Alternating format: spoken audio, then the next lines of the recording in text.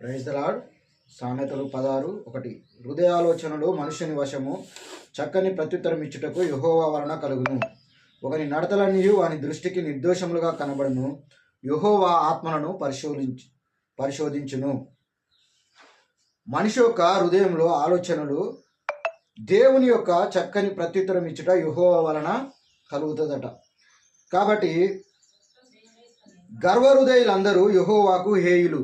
వారి యొక్క గర్వమును బట్టి వారు ఏం చేస్తారంటే, వారు చేస్తున్నటువంటి పనులు ఏవైతున్నాయో అవే కరెక్ట్ అని వాళ్ళు అనుకుంటారు. కానీ దేవుని యొక్క వాక్యం ఏమంటుందంటే, దేవుని చిత్తానికి వ్యతిరేకంగా చేసే ఏ పని అయినా కూడా అది దేవునికి వ్యతిరేకమైన పని. కాబట్టి వారందరూ దేవునికి హేయులని దేవుని యొక్క వాక్యం సెలవిస్తుంది.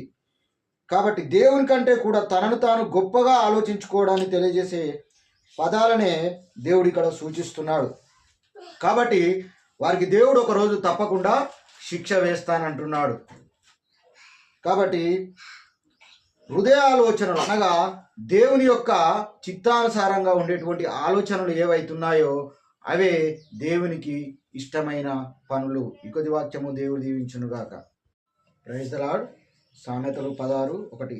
హృదయాలోచనలు మనుష్యుని వశము, చక్కని ప్రత్యుత్తరం ఇచ్చుటకు యెహోవా వలన కలుగును. ఒకని నడతలన్నీ వాని దృష్టికి నిర్దోషములుగా కనబడును. యెహోవా ఆత్మలను పరిశోధించును. మనిషి యొక్క హృదయంలో ఆలోచనలు దేవుని యొక్క చక్కని ప్రత్యుత్తరం ఇచ్చుట యెహోవా వలన కలుగుతుందట. కాబట్టి గర్వహృదయులందరూ యెహోవాకు హేయులు.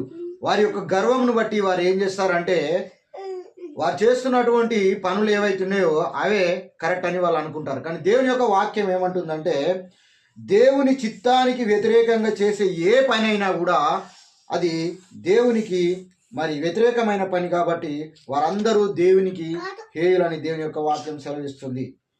కాబట్టి దేవుని కంటే కూడా తనను తాను గొప్పగా ఆలోచించుకోవడాన్ని తెలియజేసే పదాలనే దేవుడు ఇక్కడ సూచిస్తున్నాడు. కాబట్టి వారికి దేవుడు ఒకరోజు తప్పకుండా శిక్ష వేస్తానంటున్నాడు. కాబట్టి హృదయాలోచనలు అనగా దేవుని యొక్క చిత్తానుసారంగా ఉండేటువంటి ఆలోచనలు ఏవైతున్నాయో అవే దేవునికి ఇష్టమైన పనులు. ఈ కొద్ది వాక్యము దేవుడు దీవించునుగాక.